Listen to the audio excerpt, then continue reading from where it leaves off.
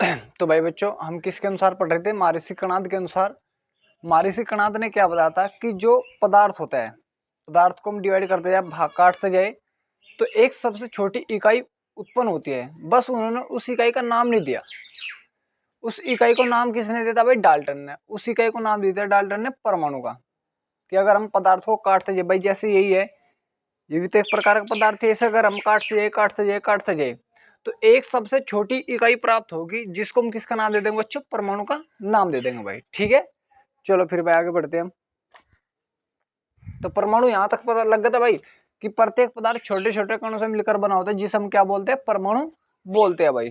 तो अगली हेडिंग क्या भाई? रासायनिक संयोजन के नियम। हेडिंग डालो भाई।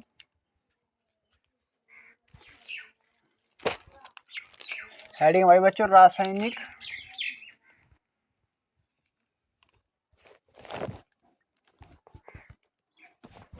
रासायनिक संयोजन के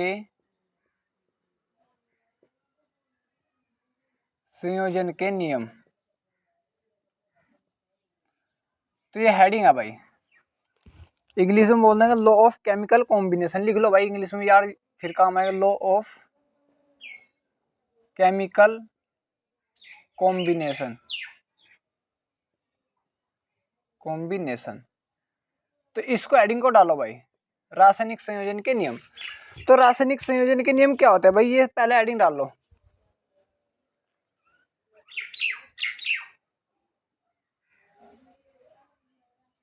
देखो भाई, रासायनिक संयोजन के नियम क्या होते हैं भाई? ऐसे नियम बना दिए गए जिनके आधार पर तत्वों का संयोग या यौगिकों का संयोग को हम देख सकते हैं भाई। ऐसे नियम बनाए बच्चों जिनके आधार पर हम तत्व तो पता होता है क्या होता है भाई? छोटी छोटी चीजें आपको पता होनी चाहिए, तत्व क्या होता है क्या नहीं होता है। ठीक है, तो तत्व या यौगिकों के संयोग को हम देख सकते हैं, किसके साथ जुड़ रहे किसके साथ नहीं। तो उनके संयोग को ही हम क्या किनके आधार पर पढ़ते हैं? रासायनिक संयोजन के नियम के आधार पर पढ़ते हैं भाई। ठीक है, चलो इसमें पहले भाई थोड़ा सा लिख लो। वे नियम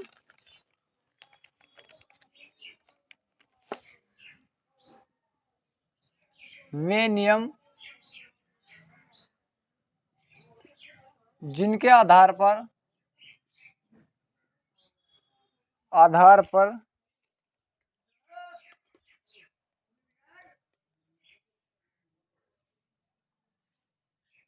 तत्वों या यौगिकों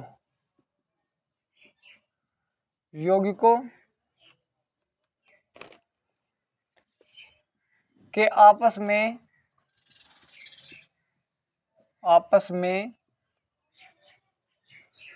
संयोग करने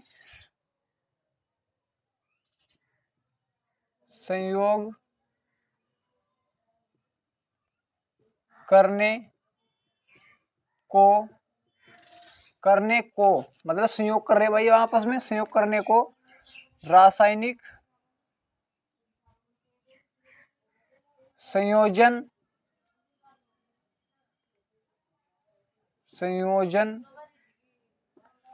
के नियम पर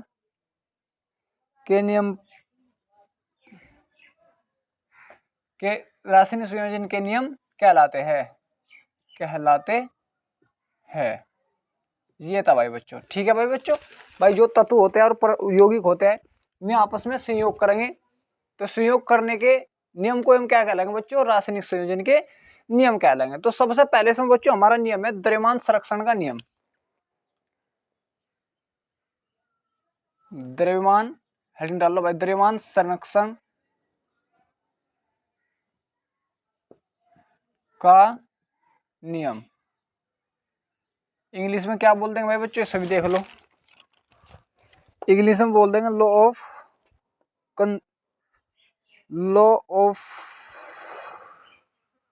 conservation of mass. Law of conservation of mass. ये भाई नियम है। तो ये नियम क्या कह रहा था भाई, कि ये नियम होता क्या है भाई? भाई ये दिया था MV लोमोनोसोव ने दिया था भाई ये नियम, लोमोनोसोव ने। उन्होंने क्या बताया कि भाई जो द्रव्यमान होता है, भाई द्रव्यमान संरक्षण का नियम सिंपली समझो पहले। द्रव्यमान संरक्षण का नियम क्या? द्रव्यमान संरक्षण हेडिंग तुम्हें क्या बता रही है? संरक्षित, मतलब द्रव्यमान क्या होगा? फिक्स होगा, द्रव्यमान खत्म नहीं होना कभी भी। तो उन्होंने बताया किसी भी रासायनिक अभिक्रिया में द्रव्यमान को ना तो हम उत्पन्न कर सकते, मतलब ना तो हम अपनी तरफ से बना सकते, और ना ही द्रव्यमान को हम अपनी तरफ से नष्ट कर सकते हैं।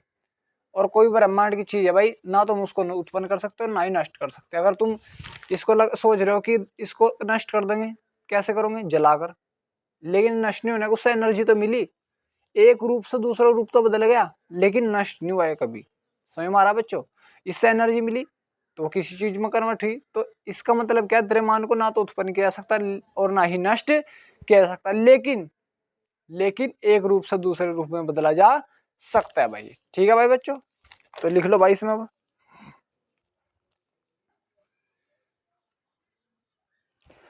तो ये नियम किसने दिया था भाई? लवासी ने दिया था। किसने दिया था बच्चों? लवासी ने। कितने में दिया था? 1756 में।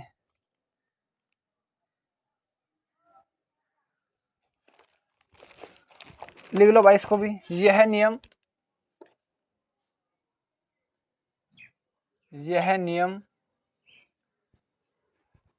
लेवासिए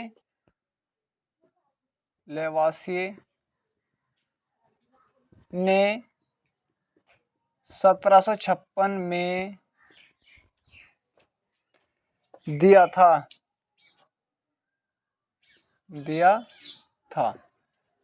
ठीक है भाई, इसके कब दिया था बच्चों? लेवासी ने 1756 में।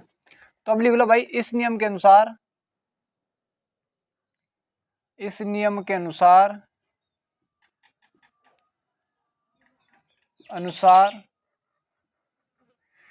द्रव्यमान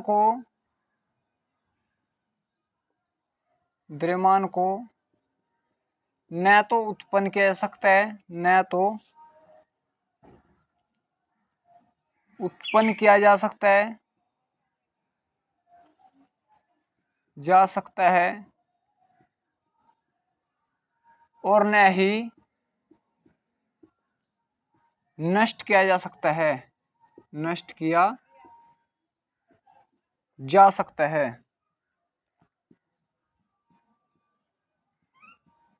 लेकिन एक रूप से दूसरे रूप में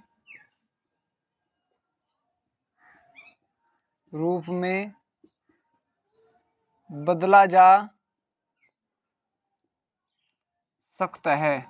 एक रूप से दूसरे रूप में बदला जा सकता है, मतलब भाई इसे जला दो, एनर्जी में बदल जाएगा।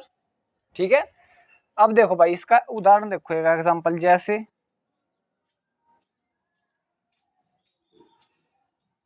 मैंने कहा भाई तुम्हारे पास कोई अभिक्रिया है, HCl प्लस, इसने रिएक्शन की भाई बच्चों, NaOH से रिएक्शन कर दी। ठीक है भाई, तो क्या बना भाई हमारे पास? बन गया NaCl और प्लस क्या बन गया भाई? H2O बन गया, जल बन गया। तो ये अभिक्रिया होगी भाई हमारे पास बच्चों आपके पास। हाँ, तो ये अभिक्रिया बच्चों आपके पास HCl का नाम क्या होता है? हाइड्रोक्लोरिक अम्ल। इसको लिख लिया करो भाई साइड में। हाइड्रोक्लोरिक अम्ल ने रिएक्शन की, अभिक्रिया की सोडियम हाइड्रोक्साइड से, NaOH से। तो क्या बना भाई? सोडियम क्लोराइड बनकर, नाम लिख लेना यार, सोडियम क्लोराइड। NaCl को क्या बोलते हैं? Sodium chloride. प्लस क्या बन गया? जल बन गया। मैंने तुम्हें दे दिया भाई, ये तुम्हारे पास है 20 ग्राम और ये तुम्हारे पास है 10 ग्राम। ठीक है भाई, और जो तुम्हारे पास ये बनेगा तुम्हारे पास 22 ग्राम और ये कितना बना भाई? 8 ग्राम। तो आप सभी बताओ कि इसमें द्रव्यमान, जो द्रव्यमान है, मतलब जो द्रव्यमान दिया है, वो बराबर है गलत? अलग अलग है। तुम्हें हमेशा याद रखना बच्चों, इस साइड वाले को हम क्या बोलते हैं? अभिकारक। क्या बोलते हैं? अभिकारक। जो ये इनको बोलते हैं, जो इस साइड अभिक्रिया में भाग लेते हैं उनको बोलते हैं अभिकारक। अभिकारक। ये छोटी छोटी चीजें आपको पता होनी चाहिए यार। और जो इस साइड बनकर आते हैं, जो बनकर आते हैं अभिक्रिया में, उनको बोलते हैं बच्चों उत्पाद। उत्पाद। तो आप देखो अभिकारक का द्रव्यमान कितना है भाई? HCl का कितना? 20 ग्राम। NaCl का कितना? 10 ग्राम। तो टोटल कितना होगा बच्चों? इधर इस साइड हो गया भाई 30 ग्राम। कितना होगा बच्चों? 30 ग्राम। उस साइड का देखो बच्चों, NaCl का द्रव्यमान कितना? 22 ग्राम। जल का कितना? 8 ग्राम। तो इधर भी कितना होगा? 30 ग्राम। तो अब तुम देखो, इधर भी 30 ग्राम है, उधर भी 30 ग्राम है, नष्ट तो नहीं हुआ कभी भी। लेकिन यहाँ पर HCl है, क्या में बदलेगा? NaCl में। NaOH क्या में बदला? NaCl और जल में बदलेगा। रूप तो बदल गए इनके, द्रव्यमान तो नहीं नष्ट हुआ। इसी को क्या बोलते हैं बच्चों? द्रव्यमान संरक्षण का नियम बोलते हैं कि द्रव्यमान को ना तो उत्पन्न किया सकता और ना ही नष्ट किया सकता, लेकिन एक रूप से दूसरे रूप में बदला जा सकता है। ये था भाई बच्चों हमारा टॉपिक। सही में भाई आप सभी के? तो इसको उतारो भाई यहां तक।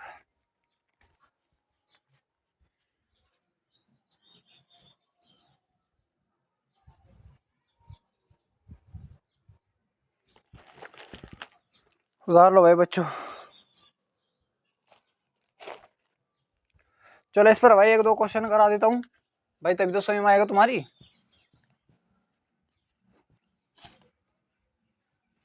भाई समझ में आना चाहिए बस, और कुछ नहीं है।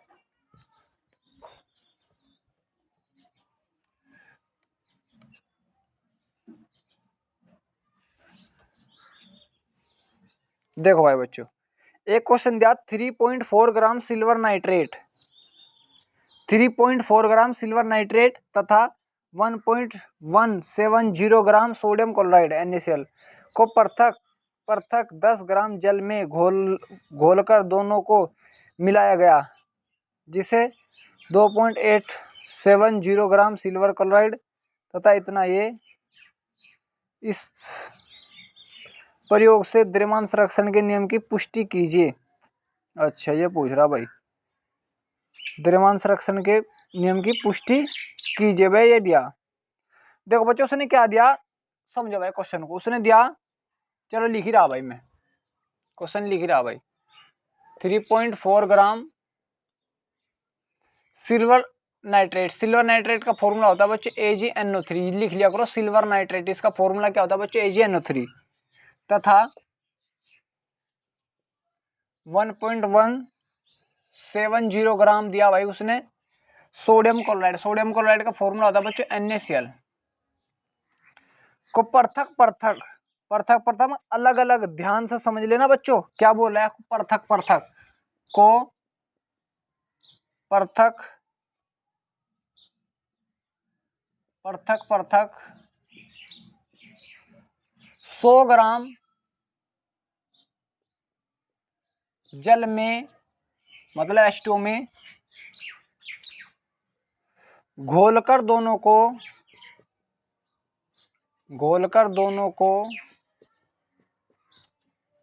को मिलाया गया। क्वेश्चन लिखो भाई पहले, मिलाया गया।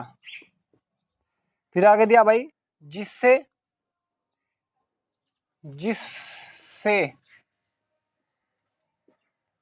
2.870 ग्राम सिल्वर क्लोराइड, सिल्वर क्लोराइड का फॉर्मूला होता है बच्चों AgCl, सिल्वर क्लोराइड तथा भाई 1.70 gram sodium nitrate, sodium nitrate का फॉर्मूला होता है बच्चों सोडियम नाइट्रेट का फॉर्मूला होता है NaNO3 प्राप्त होता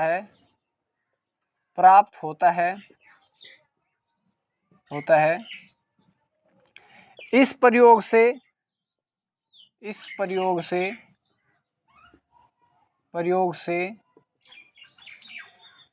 द्रव्यमान संरक्षण के नियम की पुष्टि कीजिए, के नियम की पुष्टि कीजिए।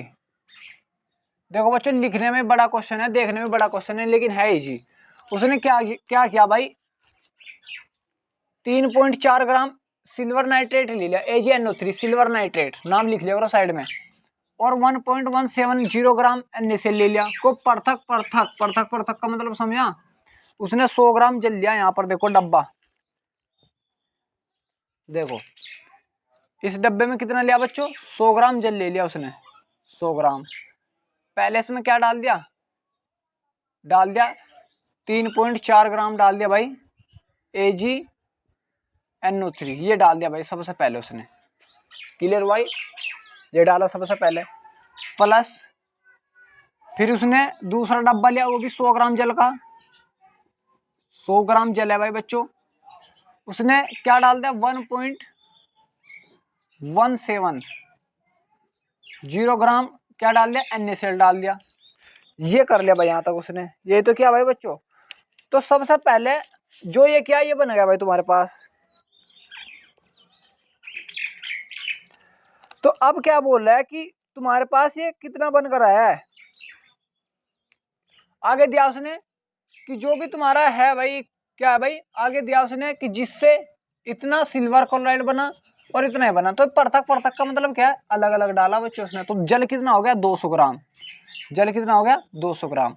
तो इनको पहले देखो उसने रिएक्शन में क्या दिया, AgNO3 ने आपस में रिएक्शन करी इसके साथ में NaCl, और कितना जल कितना लिया बच्चों, H2O। मतलब जल भी बताएंगे भाई, इसकी मात्रा कितनी 3.4 ग्राम है, और इसकी मात्रा कितनी बच्चों 1.170 ग्राम है।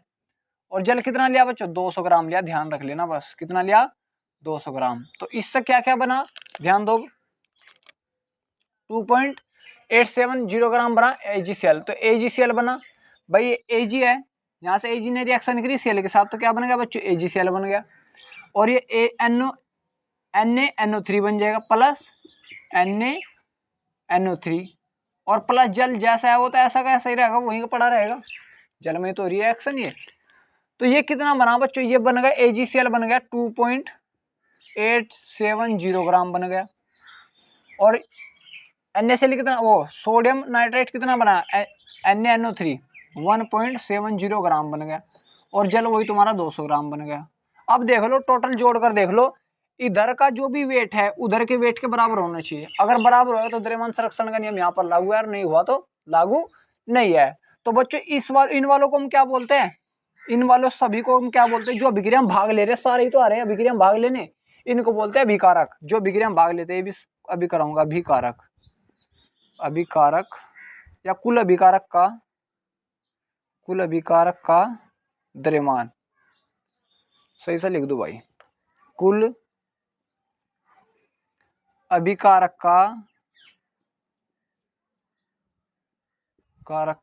द्रव्यमान। टोटल जोड़ दो भाई, कितना, इसका कितना बच्चों 3.4, प्लस इसका कितना 1.170, प्लस इसका कितना 200। जोड़ो भाई, इनको जोड़ना यार भाई, जोड़ना तो आना चाहिए। देखो इस प्रकार जोड़ लो, 200 1.170, पॉइंट लगा उतार लो, 0 आने चाहिए जोड़ने आपको, कभी पॉइंट में आपकी प्रॉब्लम। 3.400 जोड़ दो भाई इनको, 0.7540 कितना आगा भाई, 204.57, कितना आ बच्चों 204.570, इतना ग्राम आ गया भाई टोटल किसका, अभिकारक का।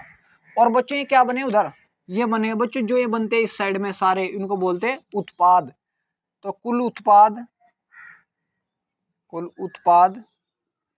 का द्रव्यमान, कुल उत्पाद का द्रव्यमान कितना हो जाएगा भाई बच्चों, इधर भी जोड़ दो, कितना भाई 2.870 ग्राम, प्लस 1.70 ग्राम, प्लस कितना बच्चों 200। जोड़ दो इसको भी भाई, जोड़ो यार इसको भी, तो इसको जोड़ लो भाई। अब क्या वो करना, ये कितना दो बच्चों 2.870 ग्राम, ग्राम ग्रूम अभी बाद में लगा देंगे यार। और ये कितना 1.70, और ये कितना 200, 0 उतार लो, 0 7 8 7 15, 3 और 1 4 हासिल का 0 2। अब देख लो कितना आ रहा है, इतना ही नहीं आ रहा भाई बच्चों, समान आ रहा, ये भी तो कुल इतना ही आ रहा बच्चों, कितना आ रहा 204.570 ग्राम ही आ रहा।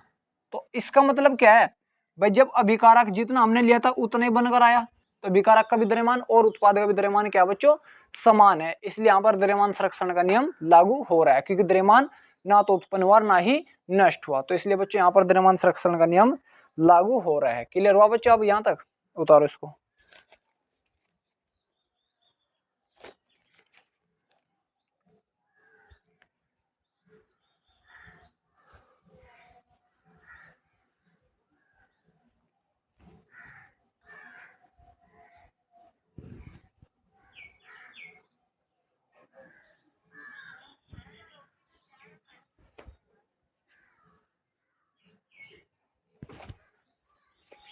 चलो भाई अगली हेडिंग डालो भाई बच्चों। अगली हेडिंग क्या है अभी, क्वेश्चन करो एक और।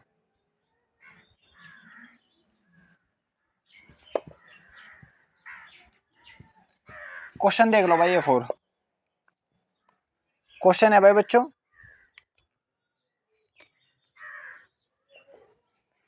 क्वेश्चन दिया उसने 140 ग्राम सिल्वर नाइट्रेट, तो 140 ग्राम 140 ग्राम सिल्वर नाइट्रेट, सिल्वर मतलब AgNO3, ये होता है सिल्वर नाइट्रेट, सोडियम क्लोराइड के साथ अभिक्रिया, सोडियम क्लोराइड मतलब NaCl के साथ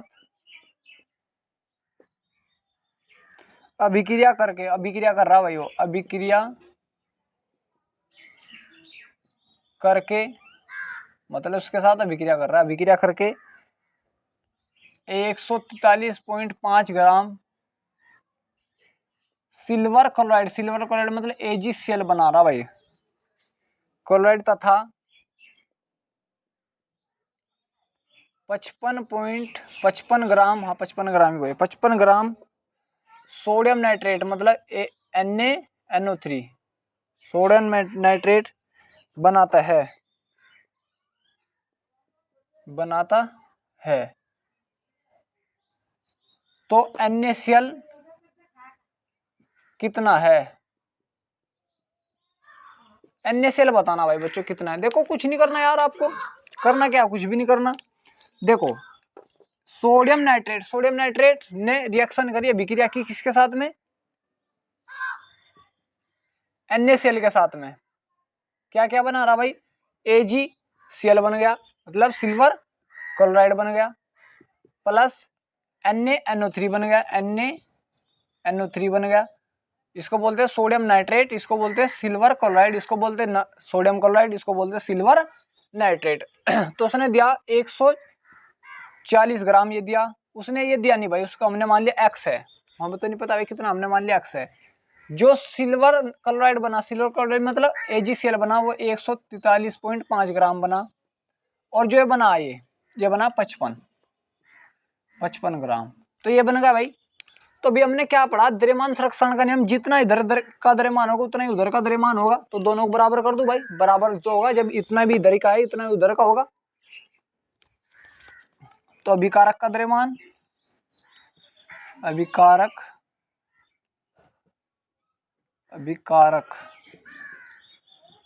का द्रव्यमान बराबर किसके हो जाएगा बच्चों, उत्पाद के द्रव्यमान के।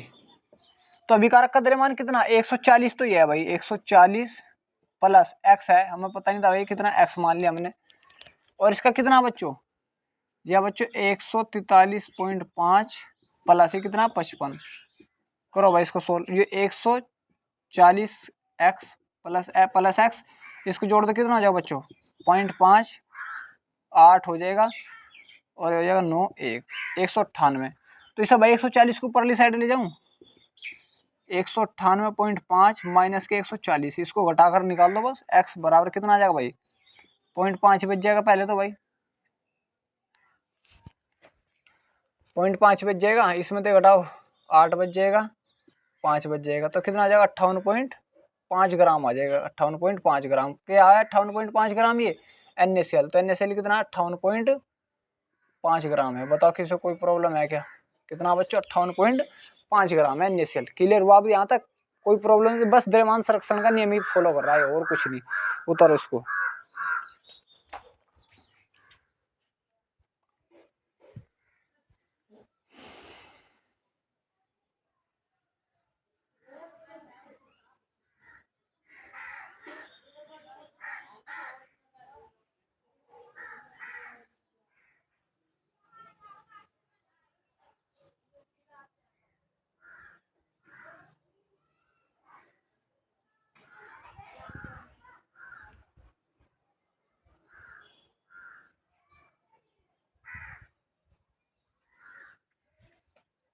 चलो भाई देखो, हो गया बच्चों। चलो भाई अगली हेडिंग डालो बच्चों। भाई क्वेश्चन के आधार पर ये समझ में आता है अच्छे से।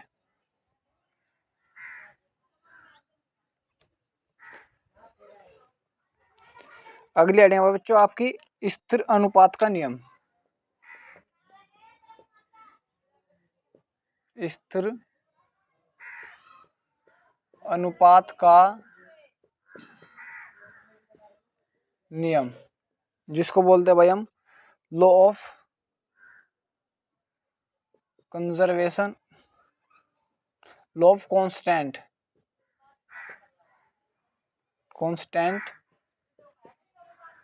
प्रोपोर्शन। ये भाई law of constant proportion English में बोलते हैं भाई।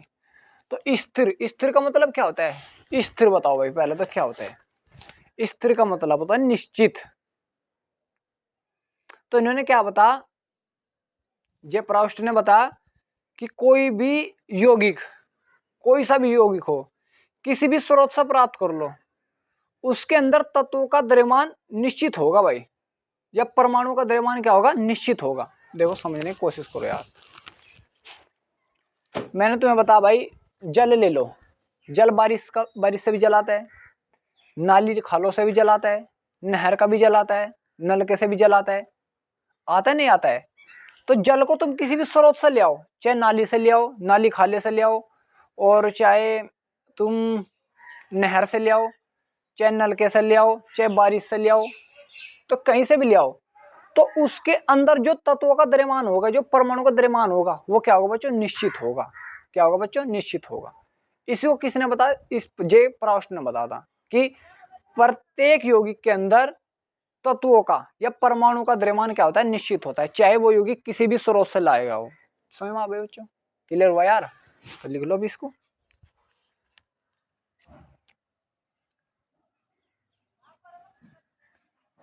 प्रत्येक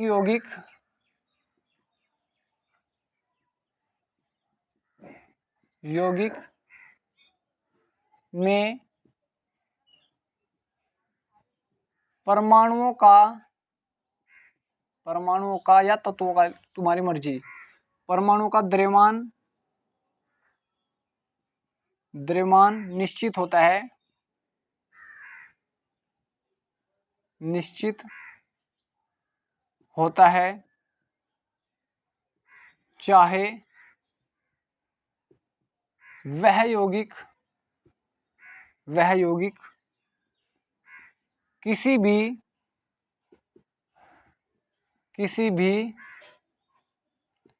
स्रोत से, भाई कहीं से भी, किसी भी स्रोत से प्राप्त किया गया हो, किसी भी स्रोत से प्राप्त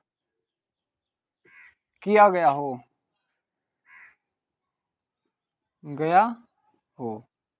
निश्चित रहेगा। क्या रहेगा? द्रव्यमान उनके अंदर।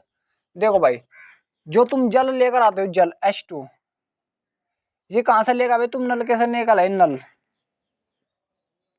ये H2, ये भी कहां से लेगा? बारिश।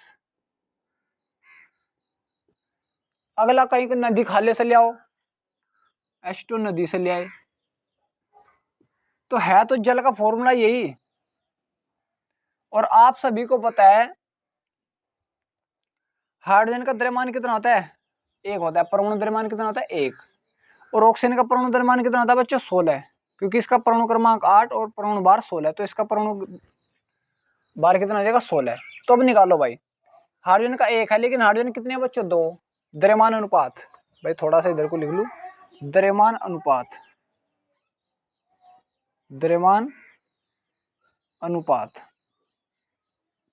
तो हाइड्रोजन का द्रव्यमान कितना होता है बच्चों, 1 होता है, बिल्कुल सही बात है।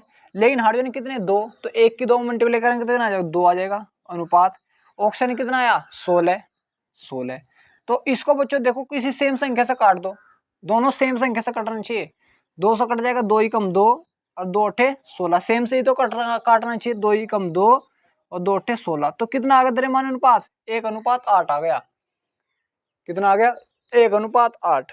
इसका भी द्रव्यमान कितना होता है, 2 हो जाएगा, इसका 16 है, तो ये भी कट कितना है, 1:8 आ जाएगा। यहाँ पर भी कट कर 1:8 है। तो प्रत्येक का देखो किसी भी स्रोत से ले आओ, कहीं से भी द्रव्यमान अनुपात क्या प्रत्येक के अंदर निश्चित है। इसी को हम क्या बोलते हैं, द्रव्यमान अनुपात का या स्थिर अनुपात का नियम बोलते हैं। बताओ कोई डाउट तो नहीं भाई।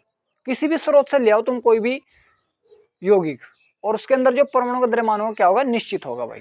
क्लियर हुआ, उतारो इसको, 1-2 क्वेश्चन कराता हूँ इस पर मैं।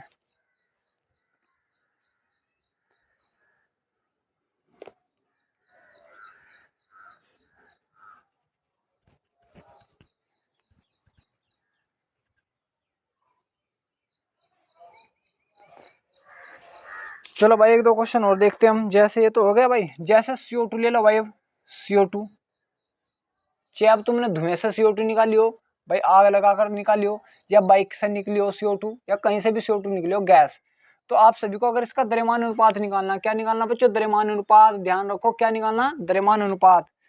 तो वही किसी भी तत्व का निकाल दो, किसी का भी। कार्बन का कितना होता है, कार्बन का होता है 12, ऑक्सीजन का 16 होता है, लेकिन 16 दूनी 32, कितने से कट जाएगा, 4 से, 4 ते 12, 4 8 32, तो 3:8 आ जाएगा, हमेशा 3:8 ही रहेगा। मैंने कहा भाई तुम निकाल दो द्रव्यमान अनुपात, किसका बताऊं भाई, CaO का निकाल दो भाई, कैल्शियम ऑक्साइड का। तो CO का कैल्शियम कितना होता है परमाणु द्रव्यमान, 40, ऑक्सीजन कितना होता है 16, तो ये निकल गया। काट दो अगर किसी सेम से कट रहा तो, 4 से कटेगा शायद, 4 2 40 और 4 से नहीं भाई, सेम से 8 से कट जाएगा, 8 5 40 और 8 दूनी 16, 5:2 आ जाएगा भाई। तो द्रव्यमान अनुपात यहाँ भी निश्चित रहेगा, ठीक है। तो इस प्रकार तुम किसी भी तत्व का द्रव्यमान अनुपात निकाल सकते हो, किसी का भी। कभी तुम अलग सोच रहे हो भाई कि ये अलग से है, जैसे भी देख लो 1 मिनट, N2O का निकाल दो,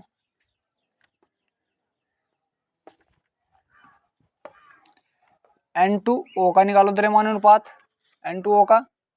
नाइट्रोजन कितना होता है, 14 होता है, 14 दूनी 28, तो 28 आ जाएगा अनुपात। ऑक्सीजन कितना 16 है, तो इतना आ जाएगा, 28:16 आ जाएगा। तो इस प्रकार आप द्रव्यमान अनुपात निकाल सकते हो। इसको काट दो यार बस, और क्या करना है, सही हमारा भाई। चलो इस पर एक क्वेश्चन और देखते हैं। एक प्रयोग में 1.53 ग्राम, पहले उतारो भाई इसको।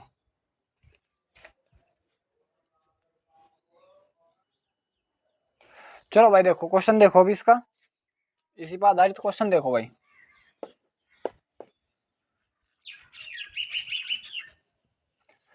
अब क्या भाई क्वेश्चन दिया उसने, एक प्रयोग कर कर देख रहे भाई, एक प्रयोग में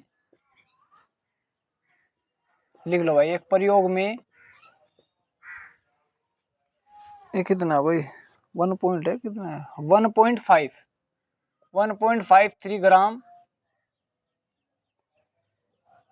cupric oxide, cupric oxide, cupric cupric oxide, cupric oxide का फॉर्मूला होता है भाई Cu2O। क्यूप्रिक ऑक्साइड को गरम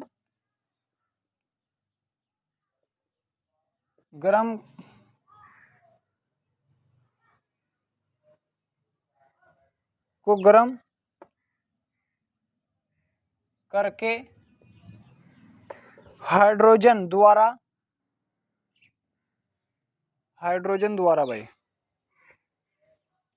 अरे यार हाइड्रोजन द्वारा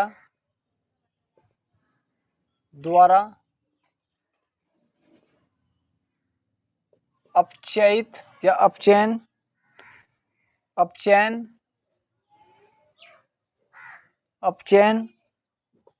करने पर 1.27 ग्राम कॉपर, कॉपर मतलब Cu बना भाई, क्या बना, Cu प्राप्त हुआ, प्राप्त हुआ। अन्य प्रयोग, दूसरा प्रयोग कर लिया भाई, चलो दूसरा प्रयोग बाद में करवा देंगे, पहले से ही कर लो भाई। तो उसने क्या कहा भाई, एक प्रयोग लिया हमने, एक प्रयोग में क्यूप्रिक ऑक्साइड लिया, कितना लिया क्यूप्रिक ऑक्साइड, Cu2O कितना बच्चों 1.53 ग्राम है, इतना लिया। उसने हाइड्रोजन द्वारा अपचयित कर दिया, मतलब Cu2O को अपचयित कर दिया, मतलब H2O के हाइड्रोजन से अपचयित किया, तो ये क्या बना बच्चों, Cu बन गया प्लस H2 बन गया, ये कब बनेगा भाई, कोई प्रॉब्लम नहीं भाई बच्चों। तो उसमें Cu कितना बना, Cu कॉपर कितना बना भाई, कॉपर बना ये इतना 1.27 ग्राम बन गया। तो अगर मैं देखूं भाई तुम्हारे पास इसमें से कॉपर कितना बना, कॉपर बन गया, Cu कितना बन गया भाई बच्चों, कॉपर बन गया 1.27 ग्राम बना, ये बन गया कॉपर। अब मुझे ऑक्सीजन निकालो पहले भाई, क्योंकि इसमें अनुपात कैसे किसका निकालना भाई, Cu2O का अनुपात निकालना, कैसे निकलता है, कैसे निकलता है भाई, इसका अनुपात, इसके द्रव्यमान का अनुपात, और इसका ऑक्सीजन का तो मेरे पास है नहीं, लेकिन हम कैसे निकाल सकते हैं भाई, भाई ऑक्सीजन का चाहिए मुझे, पहले मेरे पास कितना था, ये था, बाद में कितना रहेगा, ये आ रहा, तो घटा दो इसको, कितना आ जाएगा बच्चों, ये आ जाएगा 0.26 ग्राम आ जाएगा, घटा लेना। तो इसका अनुपात निकालो भाई पहले, Cu2O का, इसका अनुपात कितना भाई, Cu2O, Cu कॉपर का कितना, ये रहा इतना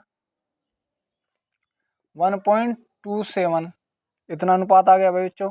कॉपर की मात्रा कितनी भाई, कॉपर की मात्रा तुम्हारे पास इतनी आ गई भाई, अनुपात ही तो निकालना, तो कॉपर की मात्रा भाई यहाँ लिख लो भाई, तत्वों का अनुपात, कॉपर की मात्रा कितनी भाई, कॉपर ऊपर रख दो भाई, कॉपर की मात्रा अपॉन ऑक्सीजन की मात्रा, कॉपर की मात्रा कितनी 1.27 ग्राम, और ऑक्सीजन की मात्रा कितनी बच्चों, ऑक्सीजन की इतनी 0.26, काट पीट लियो, ये इसका क्या आ जाएगा, अनुपात निकल गया आ जाएगा। इसी प्रकार दूसरा प्रयोग कर लिया, किसमें प्रयोग में 3.06 ग्राम, इतना वही फिर अपचयित कर दे, इतना बनेगा, तो इसमें भी यही निकालना, तो दोनों में अनुपात ही निकालना होता है, ठीक है भाई बच्चों। तो ज्यादा परेशान होने की कोई जरूरत नहीं है, इस प्रकार हम क्या कर सकते हैं, द्रव्यमान अनुपात और द्रव्यमान संरक्षण का नियम समझ सकते हैं। क्लियर हुआ बच्चों, तो कल को हम पढ़ेंगे बच्चों डाल्टन का परमाणु सिद्धांत।